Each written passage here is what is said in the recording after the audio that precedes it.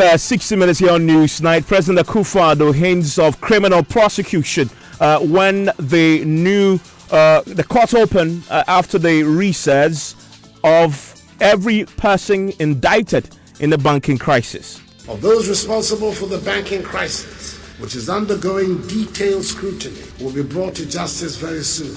If prima facie evidence of criminality is found, which according to my information is likely. Also tonight, President Akufo-Addo says murder of investigative journalist Ahmed Swale cannot be described as an attack on media freedom. It was equally sad and unfortunate when this heinous act was described without any evidence as an attack on media freedom. The tragic murder of a member of parliament, the late J.B. Dankwa Edu, has not been characterized as an attack on parliament. The president has also been taking on the media for what he claims is an abuse of freedom of expression. They should have the humility to acknowledge their error and not have their misdeeds atoned under the guise of media freedom. Irresponsible media practice is an abuse of freedom of expression, not its manifestation. In business, telcos yet to begin application of the Communication Service Tax despite the Ghana Revenue Authority's directive. And later in sports, we'll hear from WBO Africa Super Welterweight champion Patrick Alote as he prepares to take on Mexico's Jaime Munguia. Also on Newsnight tonight, as pressure mounts on government to abrogate the PDS contract, we'll hear from former VRA boss Dr. Rekubobe, who is saying signing a performance contract with Miracle could be the solution to making ECG efficient. I think what we need to do right now to safeguard both Ghana's interests and the need to make ECG perform properly is that we should explore the idea of getting into a performance contract with Meraldo, not PDS. We have details for you here on Newsnight. Stay with us. After the break, we'll bring you the latest.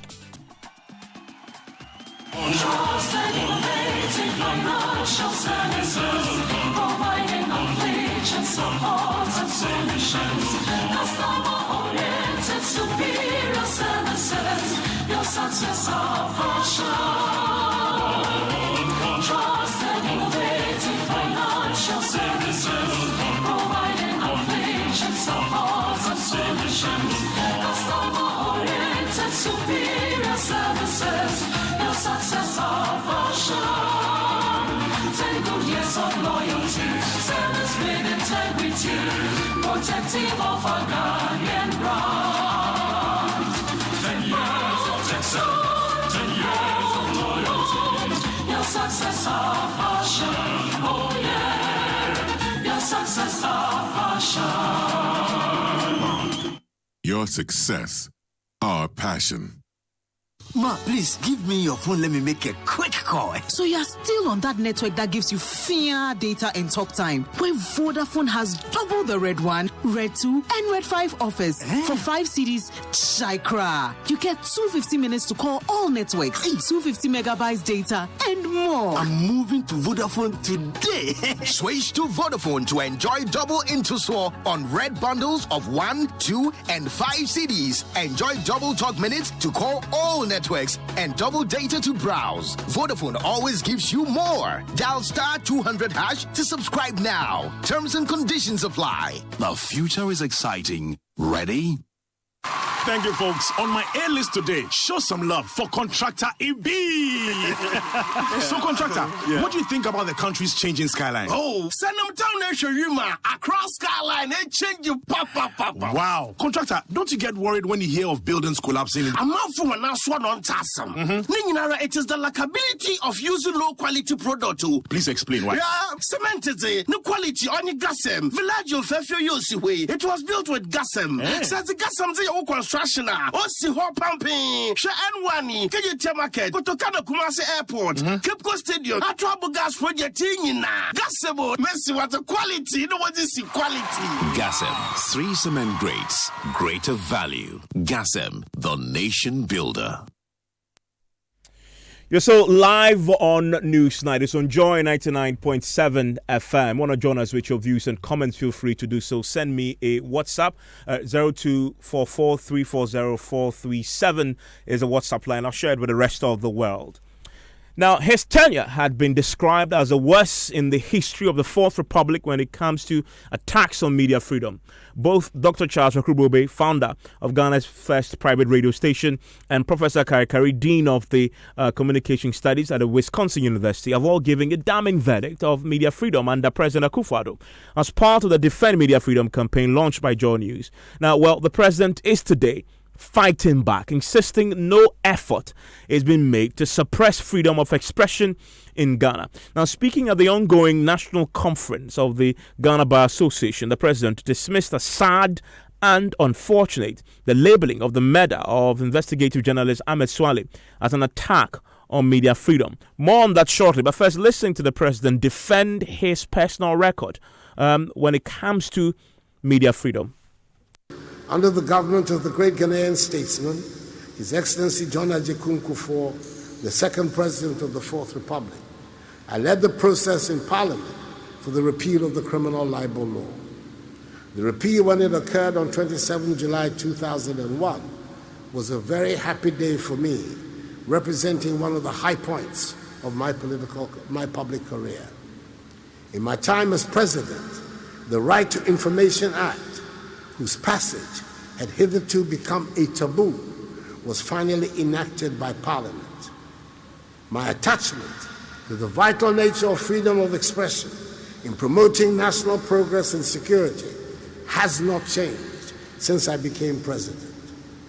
Ghanaians are today, as they have been doing for much of the Fourth Republic, able to give boldly and freely their feedback on policies and programs of government.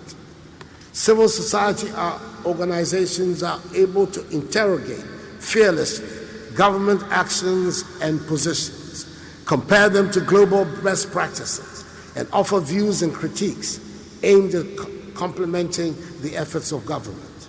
And the political opposition is able to raise dissent openly and canvass without intimidation for alternative viewpoints. No effort is being made to suppress freedom of expression in Ghana. Indeed, the continuing vitality of the Ghanaian media and the intense diversity of our public discourse remain some of the most internationally admired traits of Ghanaian democracy. The president today also touched on what he believes to be deliberate misinformation campaigns and what he believes to be the media's refusal to accept when they're wrong, but also hide under what he claims to be media freedom. Listen. There is the need for continuous training, self-regulation, and an insistence on acceptable media ethics and journalistic standards by media houses, practitioners, and their organizations, as part of the process of installing a culture of accountable governance, requiring high standards and professionalism in the Ghanaian media. This is one of the surest ways of addressing the current shortcomings and ills of our media landscape.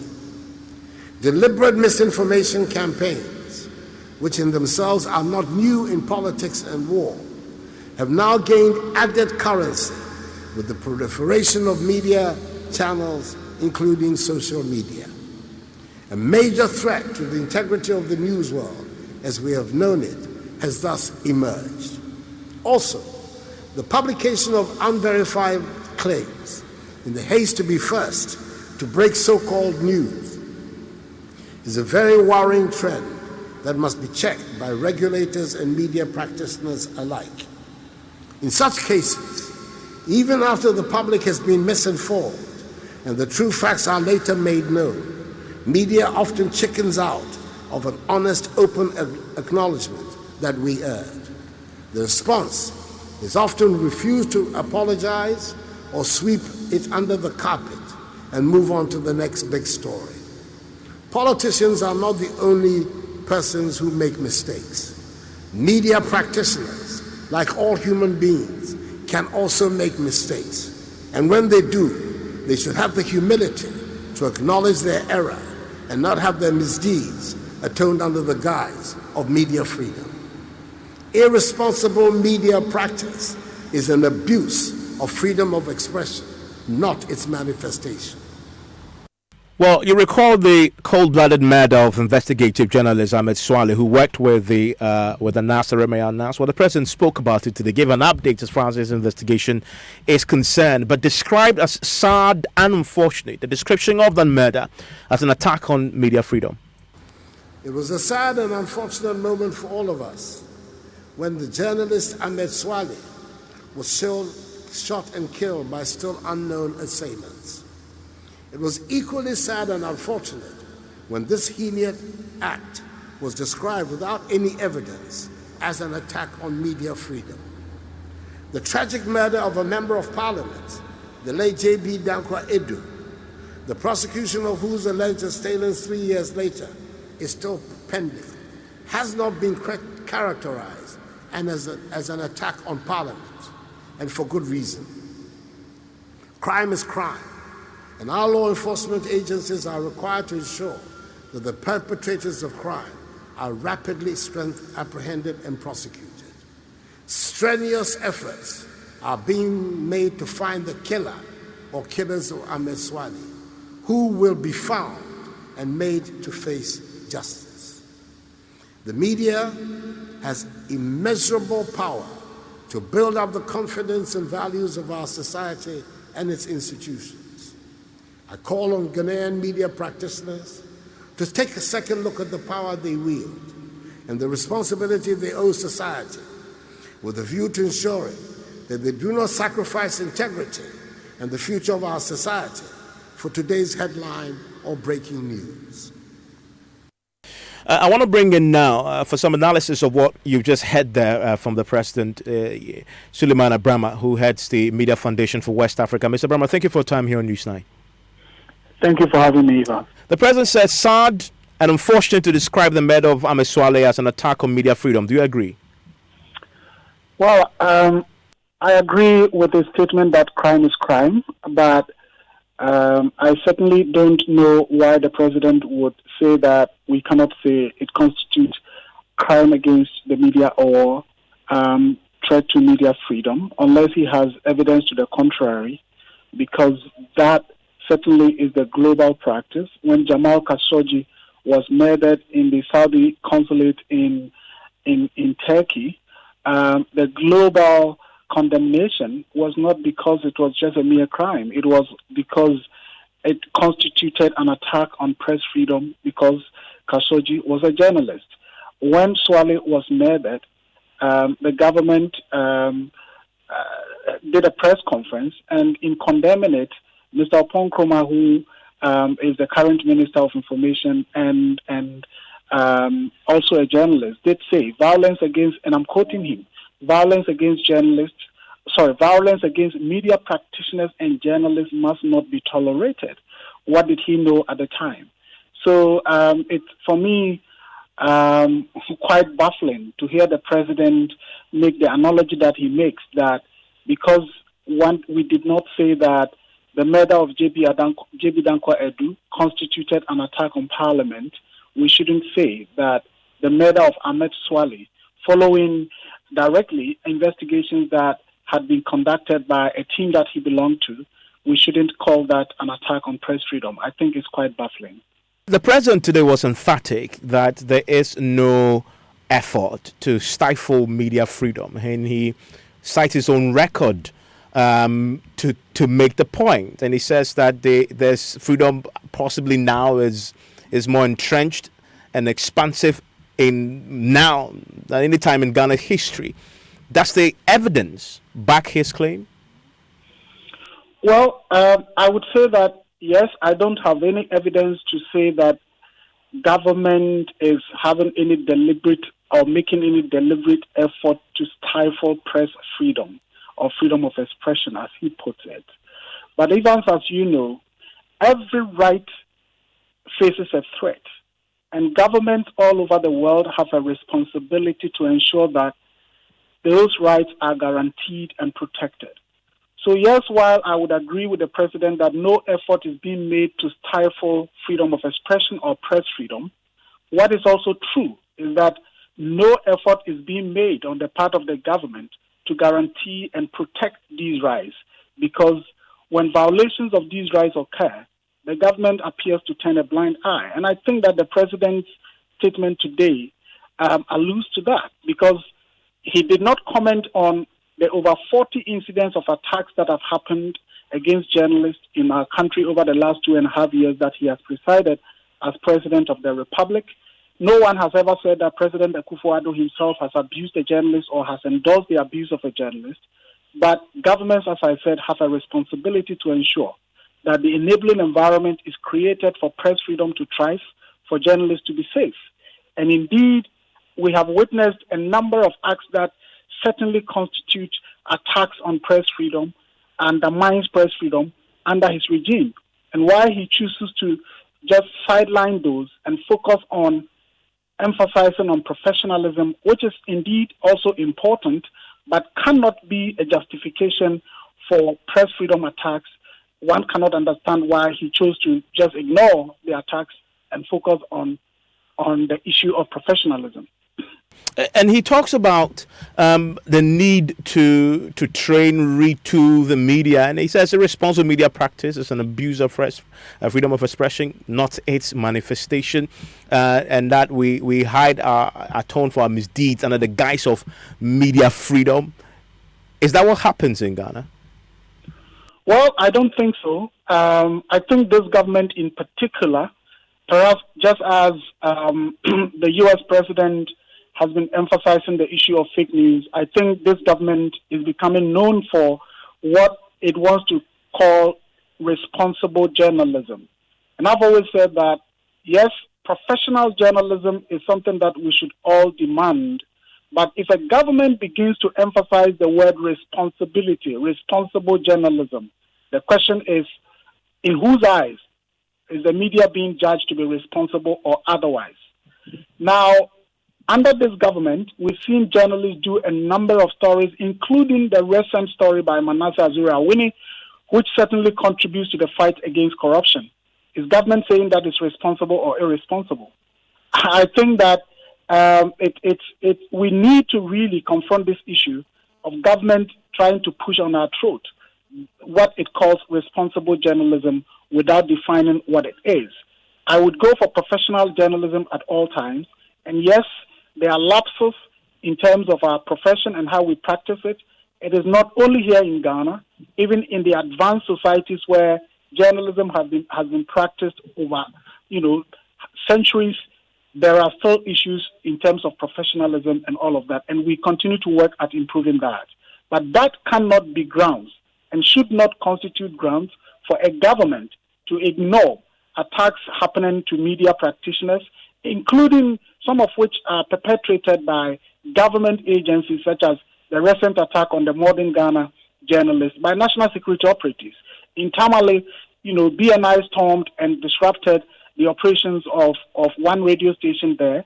We know about the closure of media houses. The president did not talk about that, and that has been, something that is of concern to many people. So I think the president basically focused on the simplest of analysis and the most convenient path in terms of discussing or talking about the issue of press freedom in our country. Mr. Brahma, I'm grateful that you joined us with your thoughts on this. Suleiman Abrahama is heads the Media Foundation for West Africa. What's your own view on what the president said there about the media? And earlier on, he also talks about corruption. We'll be delving into that a bit more also here on Newsnite. I'll share your thoughts on this shortly. Send me a WhatsApp 0244-340-437. But let's stay with the president a bit longer, because today he's been disclosing that there is going to be criminal prosecution of individuals found complicit in the banking financial crisis that has wiped off billions from the state's coffers, which the state is loaning to try and deal with the crisis on that scene. Speaking today, still at that bar conference, the president hinted that the prosecutions will start.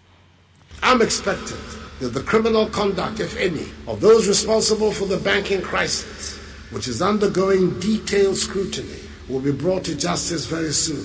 If prima facie evidence of criminality is found, which according to my information is likely, government is committed to protecting the public purse. Well, Attorney General Gloria Kufu provided timelines for the legal action against those indicted in the crisis. Presently, 21 accused persons, including a limited liability company, are facing trial in corruption and corruption-related cases involving a total of about 139 million United States dollars and 67.3 million Ghana cedis respectively. The statistics will go up when more cases involving the banking sector are presented to court once the courts resume from vacation. Mr. Chairman, distinguished ladies and gentlemen, there exist a number of prospects for enhancing our national security. First, we need to fully tap the benefits of the Right to Information Act, Act 989, and the Vigilantism and Related Offences Act, Act 999, as well as the Minerals and Mining Amendment Act 2019, Act 995. Second, we must urge and support the judiciary to continually assert its autonomy from both the executive and parliament and to dispense justice in accordance with the law without fear or favor. Third, it is imperative that we evince greater political will to enforce conformity with existing laws. Let's bring in a banking consultant and an expert, Dr. Richmond Chahene. Mr. Chahene, thank you for your time here on Newsnight. Thank you, my brother. So when the legal vacation is over, we expect the criminal prosecution to start, according to the Attorney General. That must fill you with some joy. Yeah, I think I'll share the joy of it, because I think it's taking too long for us to see justice to some of these people who have amassed wealth but illegally. So I was very happy when I heard on the news and also read it on the site that the timelines has been set now. At least we're now going to follow it up and see how it goes. I mean, some say it's probably taking this long because there's no criminality that can be established. In fact, almost all the banks that were collapsed, I mean, the big ones, I mean, Unibank, we've seen also GM Bank, they've actually sued the government for taking these decisions wrongfully. Some even say they've been targeted. They have thrown the first shot here, definitely believing that something had gone wrong. How can you expect that you can be successful in prosecuting people like that who have already gone to court challenging the state's decision to take the decision they've taken against them? Yes, because there is a freedom of speech and freedom of everything. Anybody can go to court, but the substance, the issue at stake will determine. And from those of us outside or who are just going over it, I've seen that there are a lot of criminalities in it. I mean, similar thing happening. I always say similar thing happening in Nigeria. This is a bull. And originally he was making noise like any other person. I mean, he was sent to prison, and then they sold almost whole asset. So let us wait and see. Now that the president has given us the green light, the chief justice has given a timelines. Let us wait and see what is going to happen. I mean, the law is there. I mean, in this country, I can even go to court. Somebody like me can go to court. So everybody can go to court. But let the court decide. And the president used a word. He's a lawyer. Prima facie evidence. You know, a lawyer like him telling us there's a solid evidence. Let the legal people and the judiciary battle it out, and let us see what goes. Mr. Chahene, thank you for time here on Newsnight. Another major plank of the president's address today had to do with corruption.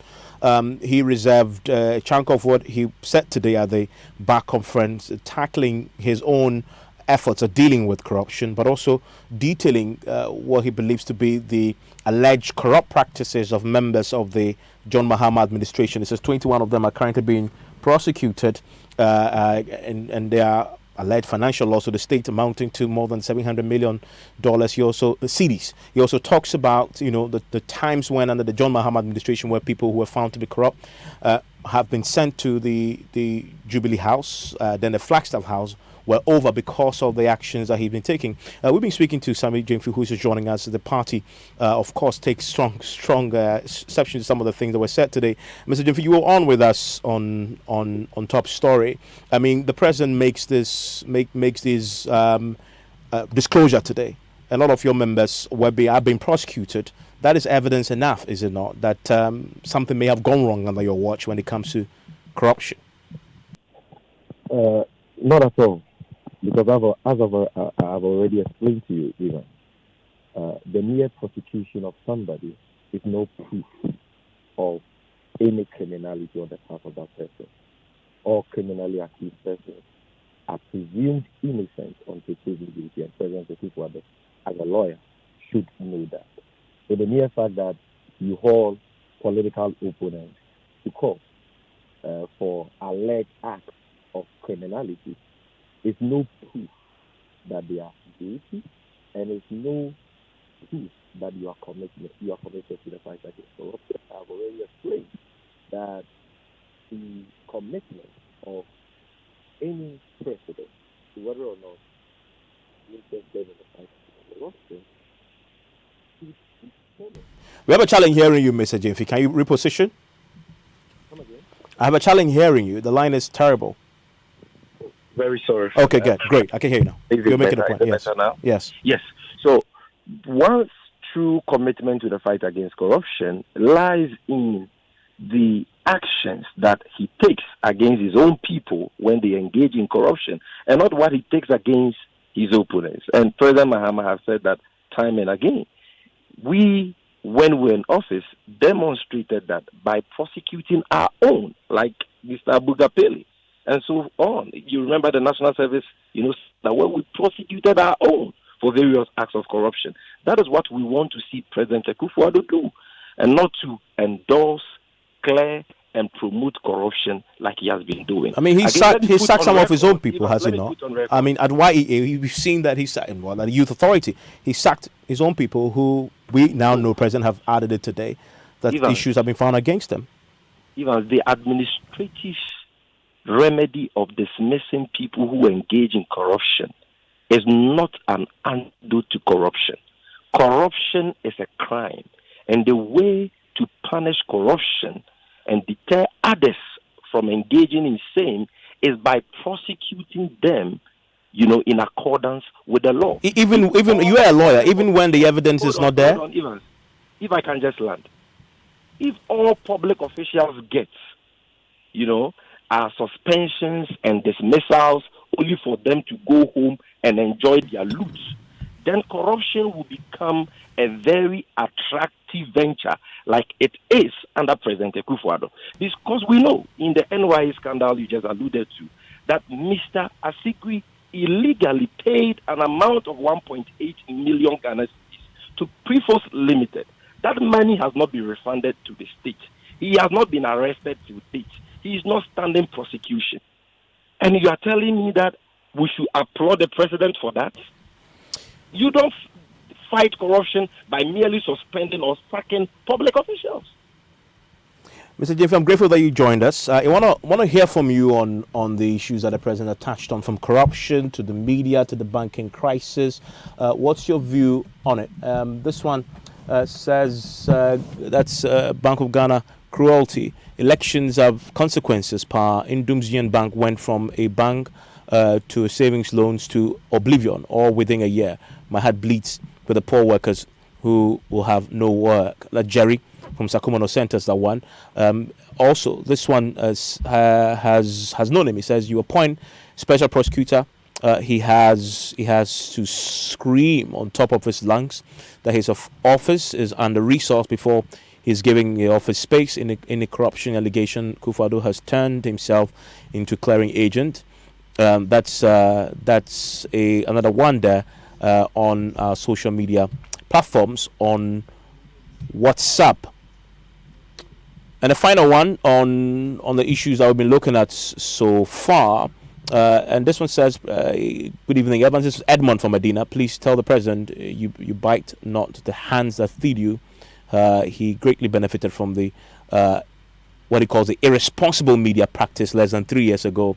Time indeed changes. Keep yours coming. I'll share it with the rest of the world shortly. Let's do some business now. George Biafra is here with the details. Hello, George. Hi, Evans, and the telcos are yet to begin implementation of the communication service tax despite the Ghana Revenue Authority directive, and government is targeting a little over 14 billion Ghana cedis in the issuance of bonds and securities from September, October and November this year. The business news on Newsnight is brought to you by MTN Business. Welcome to the new world of business. Kingdom Books and Stationery, your number one-stop shop for all your office essentials. And First National Bank, we are the bank that understands your business. First National Bank, how can we help you?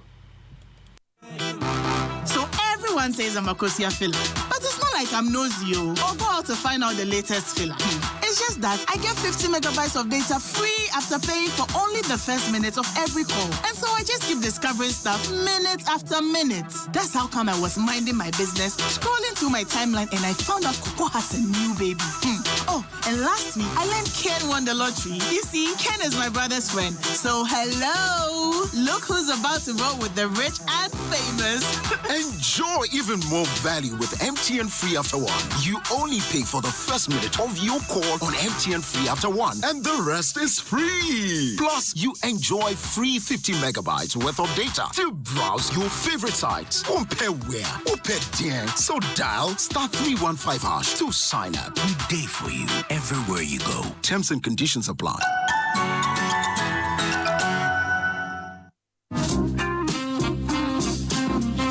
Kingdom Books this year back to school promotion is in conjunction with Citidia Supermarket. Buy school items worth 100 Ghana cedis from Kingdom Books and get 12% discount voucher to purchase from Citidia and vice versa. School items include textbooks, pens, pencils, erasers, exercise books across all Kingdom Books branches in Accra, Tema, Kumasi, Takoradi, and Cape Coast. Kingdom Books, where quality and affordability is assured. For further information, call 0302 764209 or 0302 746101 and 0501 401050. Terms and conditions apply.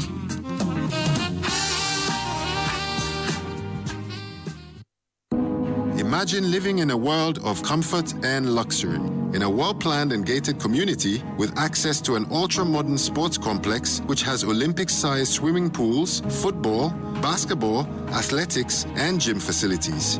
I'm talking about Eden Heights, the new destination for luxury in Ghana.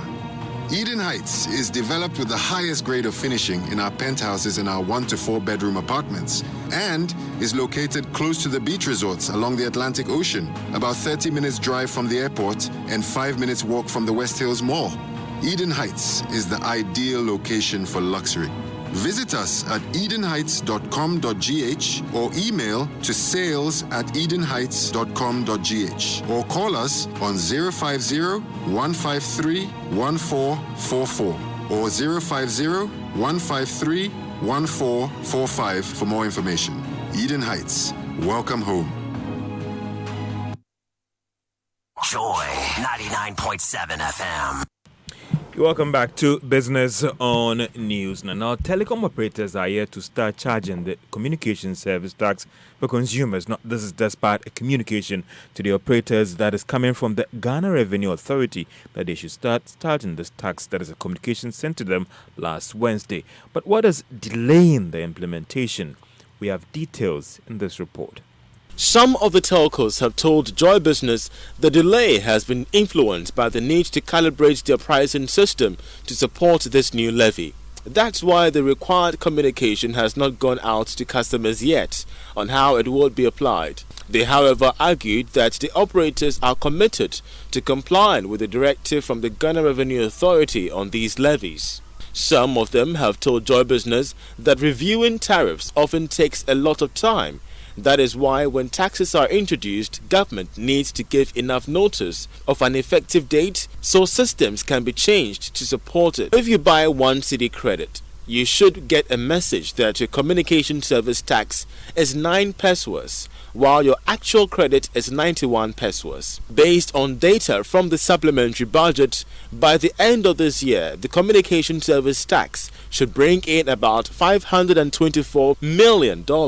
This represents a little over 100 million cedis increase based on a 3% increase in the communication service tax to 9%. And that was a Business Desk report. Now, accounting firm Deloitte says it disagrees with the reported findings of the Institute of Chartered Accountants Ghana over work done on one of some collapsed banks. Now, that is if indeed it is confirmed that the regulatory body for the accounting firm indeed sanctioned those reports. The Institute last week fined the firm of some 1.5 million Ghana cedis over how it handled the accounts of 3 banks that later collapsed. But in the statement, its country manager, that is Charles Labi Udam, describes the published findings as media reports. He argues that for some time they have been engaging the regulator, that is the Institute of Chartered Accountants Ghana, on this matter. It however promised that as an accounting firm, they are committed to the standards of the profession. Now, government is planning to realize about 14.3 billion Ghana cedis in bonds and securities that will be raised from this month to November this year. This was contained in its issuance calendar over the next 3 months. Now, based on the calendar, 13.6 billion Ghana cedis raised were used to finance bonds that are maturing, while 692 million Ghana cedis will be only described as fresh cash being used to finance government's operation. Now, later development, we have been picking the thoughts of economist Courage Marty on how government should position itself to ensure that its borrowing is not affected by developments on the global market. There are 2 areas that these shocks flow through. One is through the bond market, the other is through the commodities market. And the bond market is already being worked on, as we saw, trying to refocus the marketing strategy to domestic fund managers and banks and retail investors. On the commodities space, of course, we said this severally, that we need to broaden the base. We need to increase the value addition. If you look at our key export market, it's in the euro area, and that's where it is not doing too well.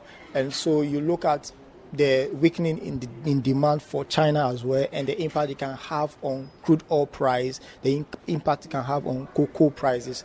And you see that over 80% of our export revenue is from 3 commodities.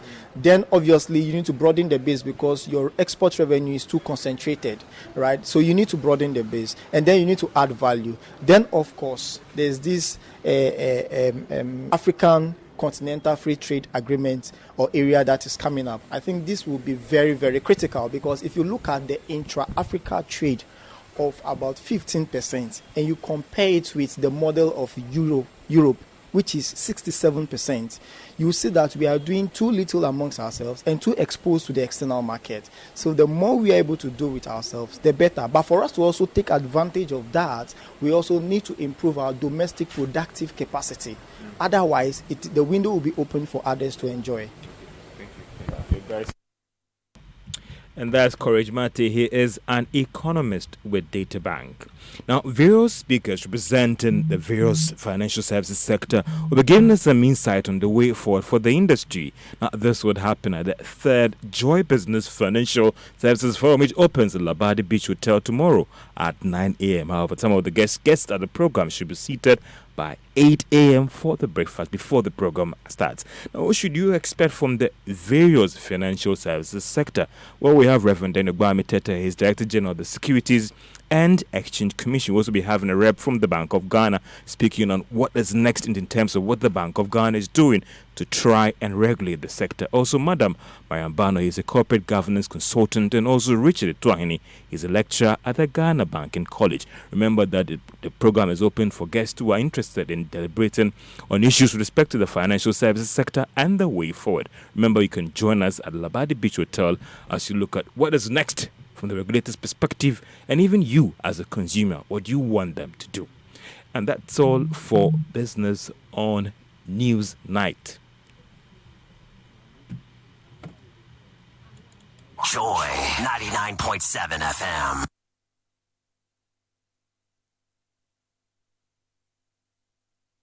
Joy 99.7 FM. And so listen to Newsnite on Joy 99.7 FM.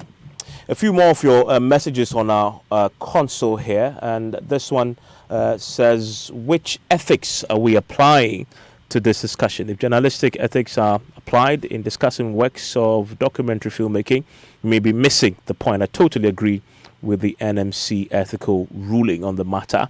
This Kwame in the US says, I think the GJA should advise its members on the taking of the fight to individuals and institutions in Ghana. The initial fight with government from 1992 and the constitutional rule has largely been won. The media is now extending the frontiers to private institutions and individuals. We've made it and made a name in society. This one has no name. It says, a time is coming when all reports will no longer be hidden from us and the real truth of corruption perpetrators will continue to be known. If you are not corrupt, Mr. President, make the reports available for us.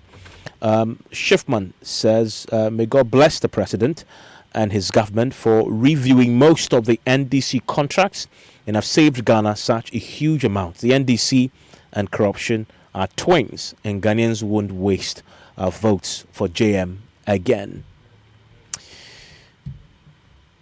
Now, to the PDS matter now. Former CEO of Water River Authority, Charles Rokubobe, says signing a performance contract with power distribution company Miracle could be a way of putting the electricity company of Ghana back on its feet. He made this suggestion after he called for the abrogation of the PDS contract following revelations that there was no valid guarantee for the concessionaire. Well, they did not meet the conditions precedent, so it needs to be terminated. And if we believe Beraldo has got what it takes to do the technical work, I think you can sign a contract with them, technical agreement, put down key KPIs which they have been asked to meet, and if they meet them, pay them for the work that they've done. You know, right now it looks like we are more interested in making dubious billionaires out of dubious people than turning ECG around. I want to bring in Eben Boache, is Executive Director of the Africa Center for Energy Policy. Mr. Boache, thank you for your time here on Newsnight. Knowing what we know now, having read both the media report and government's own report, do you agree with Rokubobe when he says that the contract, the concession arrangement should be terminated with PDS? Thank you very much. I think we are coming to a similar conclusion. Shows significantly that they do not have the money to take over the assets of ECG. And if you check the report that FTI issued, it shows that, you know, they couldn't even raise money to pay for the insurance premium that they were to issue, to ECG after concessions for them to deviate from what the contract required, bank guarantees to insurance guarantees. They couldn't raise their own money to be able to procure that insurance, and that insurance is even deemed to have been procured fraudulently. And if you check that arrangement, you don't see where the key companies in that consortium are doing. Miracle is supposed to be the technical and the financial lead of that consortium. There is no mention of them. If you check the procurement of the insurance, there's a lot of parties who were trying to raise money to pay for the insurance. And that raises questions whether, Miracle is just fronting, either they are not interested, or something fundamentally wrong that we do not know, is happening. So I think it will save all of us for us to take our company back and then see how we can put in place measures to have the robust distribution system that we envisage, which has really eluded all of us at this point. I mean, I'm sure you've seen the government report, and it concludes in that last paragraph that they didn't find that the PDS has a valid guarantee. Is it, if government, we are yet to hear government's final decision on the back of that finding, but does the contract allow for termination? It should allow for termination, because if you don't have and I guess the question then becomes whether the lack of a valid guarantee is one that cannot be corrected, or one that, the mere lack of a valid one is enough for termination to happen. I think, if you check the two reports, it raises questions than answers. It cannot be true that, from where I sit, that everybody didn't see reason in checking the authenticity of those guarantees that were issued. If you go to our website, all the hierarchy, of authorities are published on their website. It didn't even occur to anybody, either Cowbank, Downwell, Reader, to even do a Skype call or a teleconference call to speak to people of authority. I mean, you can't just walk to Cowbank and want a $1 million loan and the bank manager will talk to you. He will be taken all the way to the chief executive level. And they would have known that those corporate governance principles don't only work in Ghana, but everywhere. So if you want a proper guarantee of $360 million, if Ghana is going to sign a loan of $360 million, finance minister will not send even chief director. They will go themselves. So those structures are respected on high level of transactions. And NIDA cannot say they didn't see the need to speak to the hierarchy of the organization. Cowbank did not see the need to speak to the hierarchy of the organization. Danwell did not see the need to speak to the hierarchy of the organization. I mean, it cannot be true that all these people didn't know that there was something wrong with that guarantee until, Akut wrote back to ECG. So broader investigation ought to really happen to arrive at that. But whilst that happens, we need to take up our company and manage it to ensure that we protect the interests of the public. I'm sure you've seen the MEDA report. Now, does it surprise you that the MEDA commissioned report concludes, submits a report, and yet fails to talk to Akut? I think the report really sought to exonerate MEDA and the transactional advisors, that IFC and the rest.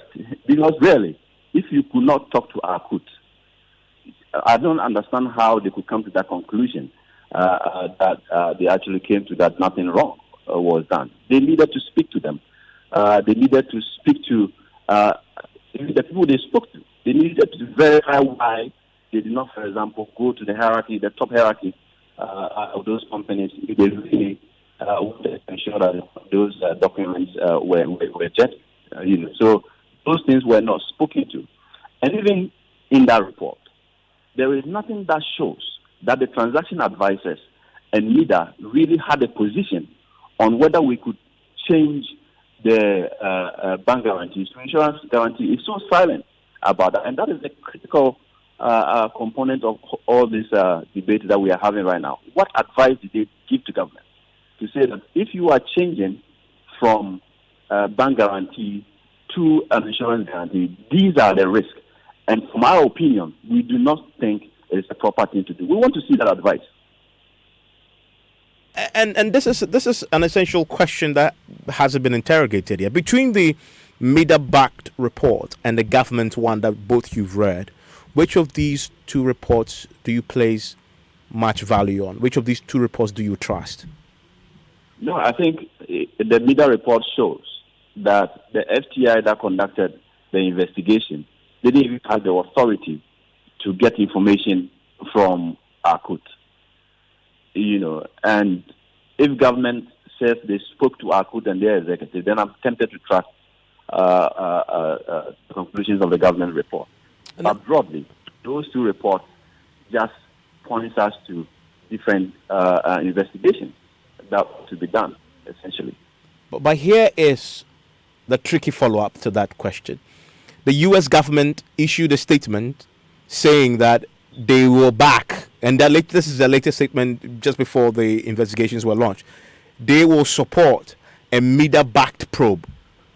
So that's where the U.S. government stands on this matter. And presumably, based on that statement that they issued, they are going to go with what MEDA's report had found. Your comment on that? I think we can wait to hear what the U.S. government will say to this. I mean, with the evidence that the investigators that MEDA commissioned could not speak to Akut. And even look at this interesting thing. The advisors say in that report that they ensured that there was a careful arrangement between ECG and Akut. From that same report, the report is saying that to Australia, it's saying that they took the insurance in the name of Akut, and Akut only fronted for them to issue the guarantee to us. So there is no single risk sitting in the books of Akut. Rather, they had to take the risk and redistribute the risk on behalf of Akut. So what that means is that if ECG today, assuming that even that guarantee is admitted by Akut, if ECG calls on that guarantee today, they have to go back to Joe Australia for Joe Australia to go and identify whoever has taken part of that share, of that risk before they can activate that. Look at the companies that have come up. We understand now that an insurance company in Kenya took 2%. A Ghanaian insurance company, Best Assurance, went to Joe Australia and took 15% of the risk, which is about $52 million. The question here is that the National Insurance Commission know that Best Assurance has gone to Joe Australia to pick a risk of $52 million when their capitalization is about $5 million. So there was no money. It was a paper insurance that they provided to us. It wasn't a guarantee that could be actioned to raise money without going through several chains and probably court cases before you can see money. When we need to have a power sector that is liquid and can pay, So there is more questions to ask at this point than the answers that have been provided. That is Benjamin Boachi, heads the Africa Center for Energy Policy. Where do you stand on this to report yourself, having listened to all the sites since last week when we first broke the news about the media-backed report? What should happen now with the PDS contract to take over power distribution in Ghana? Should it be terminated or should government keep it? Let me hear from you. 0244-340-437. Let's do some sports now. Hello, Hans. How are you doing? I'm doing great. You heard of Bukum Banku this weekend? Bankueba. Excited? Oh yeah. He says he's going to be a world champion. Oh yeah. Who the woman in the But which title bout was that? That was for the World Boxing Union, please. It's not a world title. Ah. There are four. It's one of those things. Yeah, one of was it those who fight before the main bout, or what is this? What is this one? It's a genuine, honest question. Does it really matter? Oh, it matters. I mean, I'm just curious. It's just information. When there's a main bout, undercard, I think you call it. Yeah, an undercard. They are the undercards and then the main bout. Sometimes. Okay, so is this one an undercard? So this was a co-main event. What's that? Well, you can have two, main events. Okay, so this is co-main event. So there's a main event. Yeah, but there's no title in it.